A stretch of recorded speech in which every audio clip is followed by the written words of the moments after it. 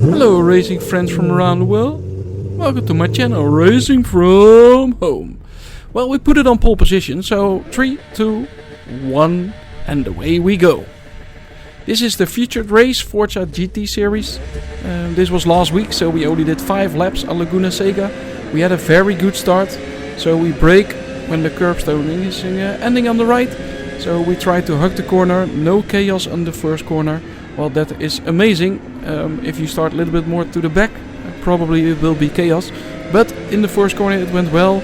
So we're trying to slowly but steadily build up the gap. It's now 0.5 seconds. I also noticed that I'm running a little bit less downforce than the other guys. So my straight line speed is doing a good job over here by making the gap a little bit towards the 1 second. So 0.9 seconds going under the bridge. Brake a little bit on the brake marker that says number 2. Then you also want to steer. A huge moment there, huge oversteer moment. Almost lost the back, but with the good force feedback settings that we have, we can catch the car. We're going into corkscrew, and you can see the gap has been dropped down to 0.4 seconds. This is a part of the track where the number 2 Yorkie is doing a very good job every time. He's really up my butt. That brings also nervousness into the game, but that's good. We need to define our racecraft. We need to improve on that part as well. Qualifying is doing a good job, putting it a lot of times on pole position, but we want to be good in the race as well. Try to be stable. Try to minimize the mistakes that we are doing. And you can see he already has a penalty, so that is good. The gap is now 0.7 seconds. So again, trying to be stable without mistakes, not do anything crazy. Try to hit your apexes. Try to keep the car on the track, which needs to happen, of course, or else we're in trouble. And as you can see, I put it almost off track. So not really something that you're aiming for. But going again uphill.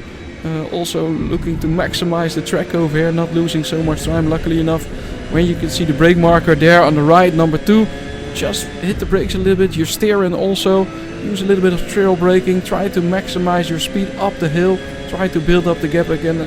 But we're going towards the corkscrew, and as you can see, the gap is coming down again, especially in this part. It's now 0.3 seconds, and he's really close again, so 0.2 even. So we cannot afford to make any mistake. Just slightly off the apex a little bit, but he's also dropped the ball a little bit, so he's not really close. Try to maximum our exit over here, and we're doing a really good job. So again, it's 0.4. We're trying to increase it to a half a second. As you can see, the straight line speed, even though he's in my slipstream, I extend the gap. So you brake when the curbstone on the right is ending. So between the brake marker number 3 and 2. And you want to try, ideally seen, to have the late apex and to carry as much as speed towards this corner.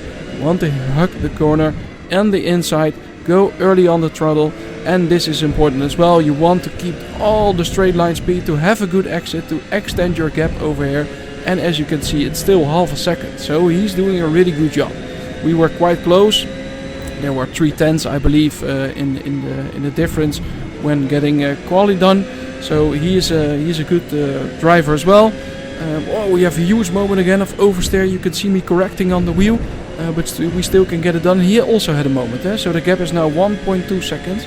But we're going into corkscrew again. So what will corkscrew do? Well, you can see the gap is already closing down again. 0.8 seconds, so we lose 0.6 even. So we lose almost more than a half a second. So that's not ideal. As you can see, 0.7 now, 0.6, so it's quite stable now at this point.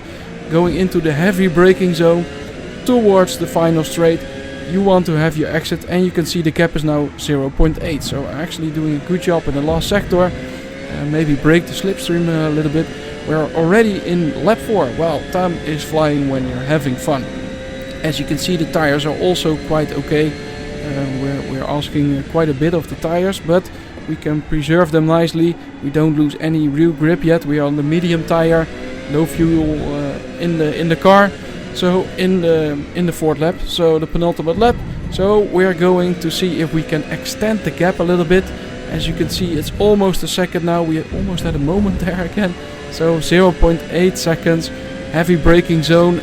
Go towards the left. Try to carry your speed again. Uphill. Important. And you can see we're doing a good job. It's now 0.9 seconds under the bridge. Hit that brake marker again, and then you want to carry as much speed as possible. Hit the outside of curb. Don't get the track limits done.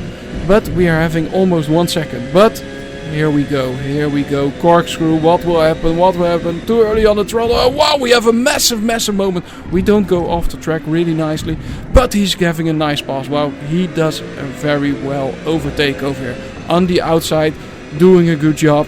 Yorkie is stable now, every time having the gap, putting the pressure on me, and finally I brake. But for me it's now going towards the final lap. We need to get that position back, guys. We need to get that position back because we put it on pole. We were doing quite a good job, not making too many big mistakes until we hit the corkscrew again. Just a little bit early on the throttle. As you can see, the heavy braking zone. I'm very confident on the brakes, to be honest. So I found really good settings now.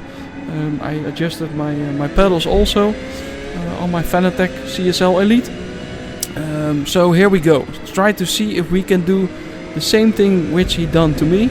Just keep the gap below 1 second and try to keep him under maximum pressure and see if he can brake.